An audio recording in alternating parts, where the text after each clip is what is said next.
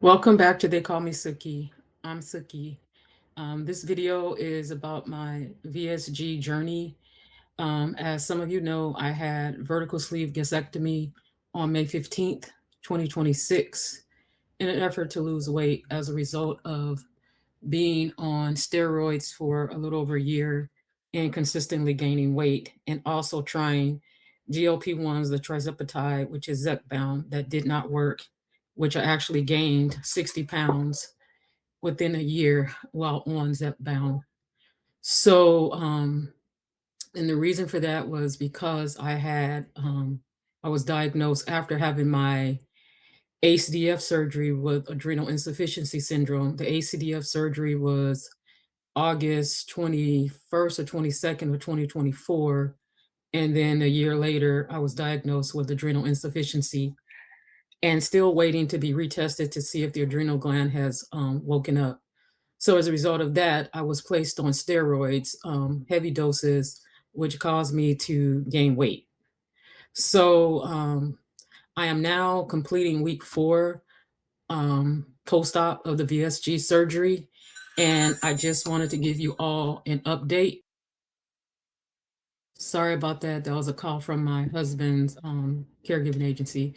So yeah, so I'm completing week 4, and I just wanted to give you guys an update on how I've been doing, how I've been feeling. And as you can see, I don't look my best. My eyes are drooped. I just look really tired.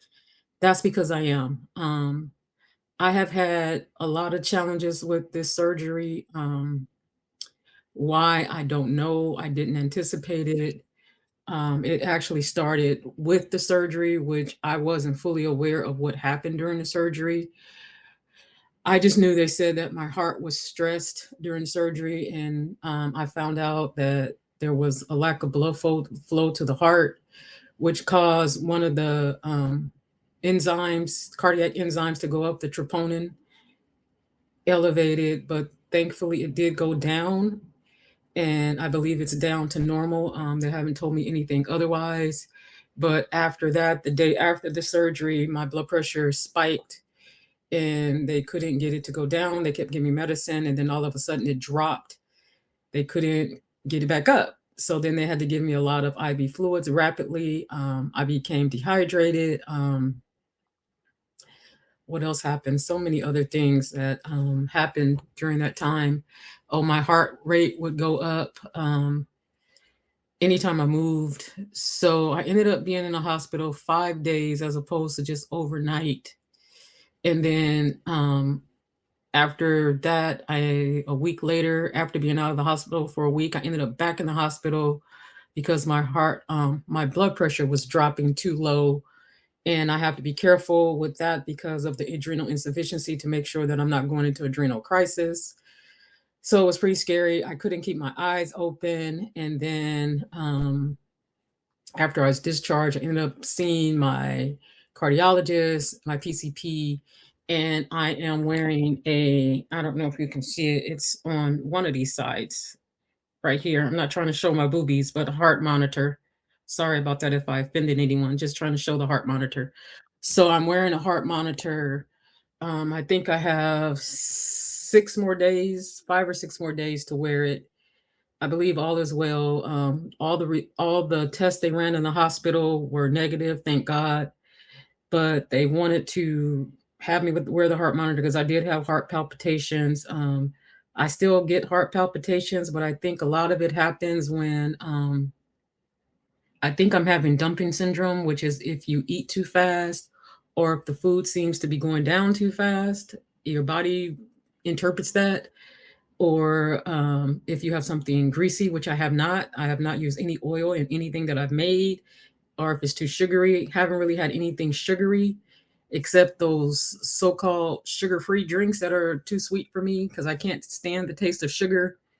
I do still have a bitter taste in my mouth, and I heard that just comes with the rapid weight loss. I have lost some weight. I don't know how much. I just have not gotten on the scale.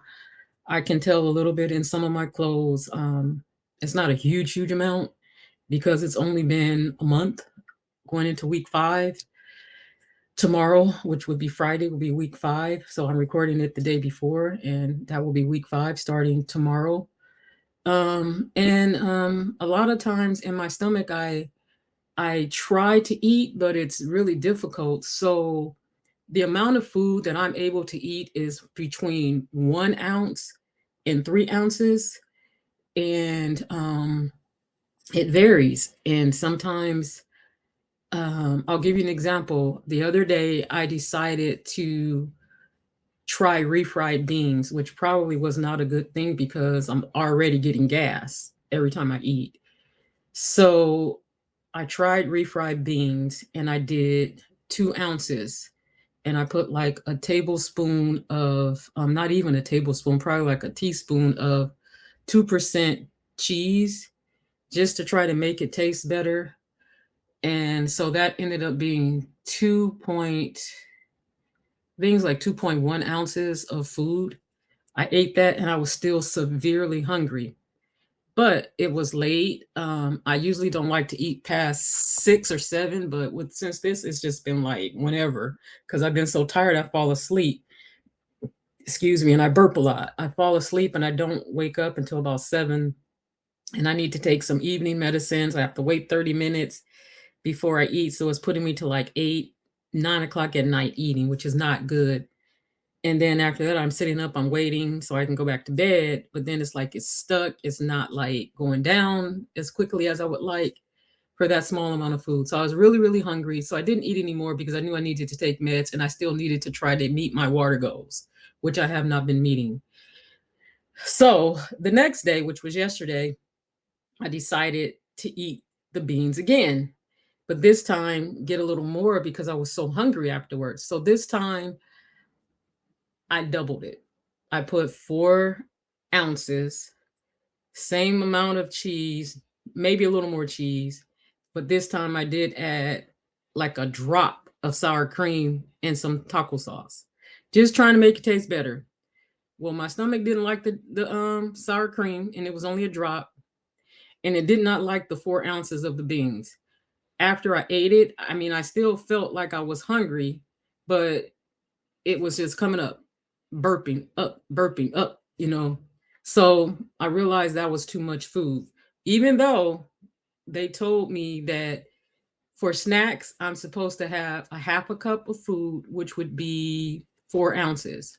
For meals, I should have 3/4 cup of food, which would be 6 ounces.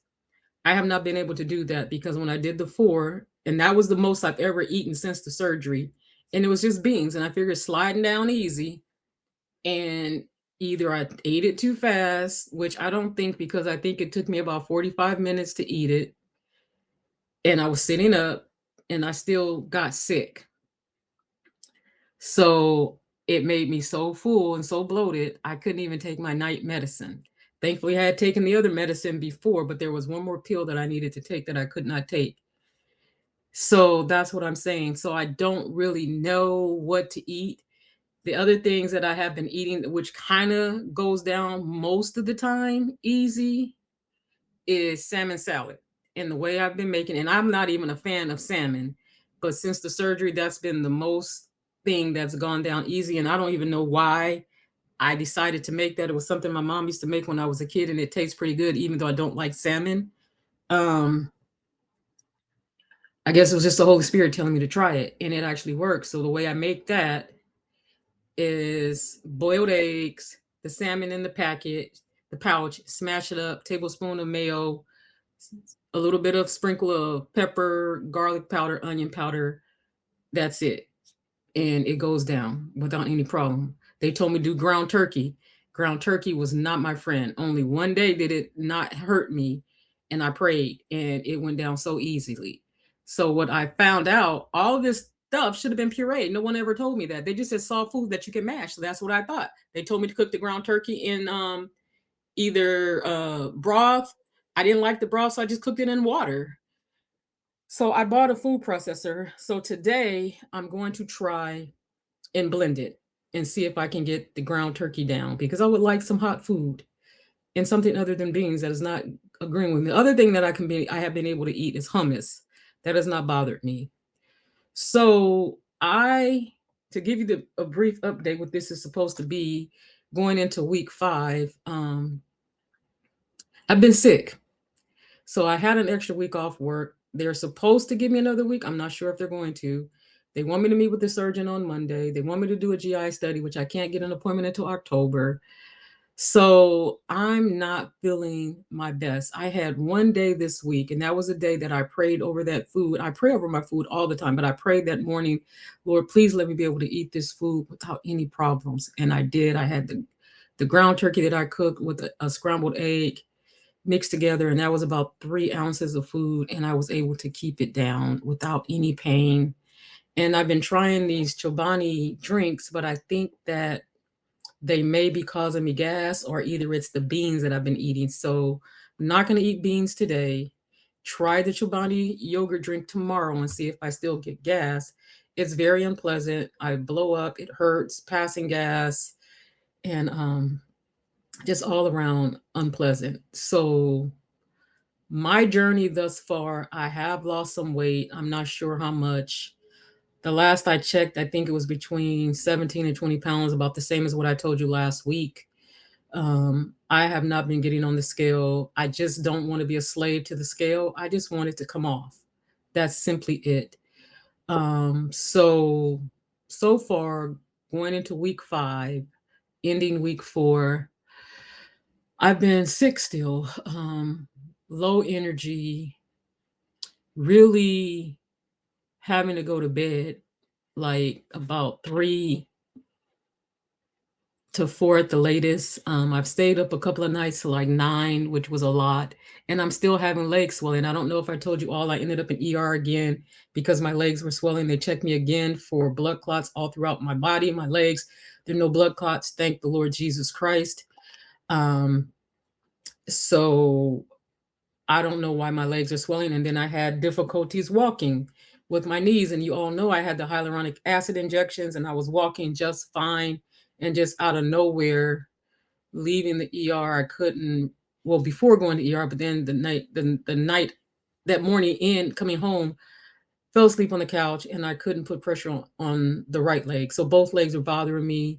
And then after that, the swelling continued. I had swelling really bad yesterday.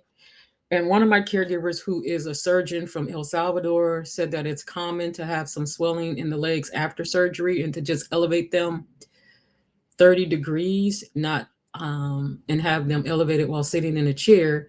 I sit in this office chair most of the time, so I have a little footstool, but it's not 30 degrees.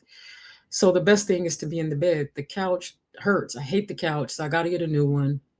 So anyhow, I know I'm talking fast because I want to get everything in within 15 minutes. So that's my update. If you're looking to have this surgery, all I can say is do your research, ask plenty of questions, and just really think about if this is something you can do. 21 days of straight liquids, mostly protein shakes, sweet. No drinking with food, which I hate. You have to drink 30 minutes before or 30 minutes after, but not with food. Either you're going to eat or you're going to drink. No fun. Not being able to really have a full meal together. No fun. Eating protein first. Then if you have some room, veggies. Then after that, then you can have carbs, whole wheat grains, carbs. So that's where I'm at for my update. Thank you for watching. I look forward to seeing you all next week for week 6 update. Hopefully I have better news. I'm feeling better and my energy level is better. But right now, it is not. Have a great weekend or whatever time you're watching this. I thank you for your time. Catch you in the next video.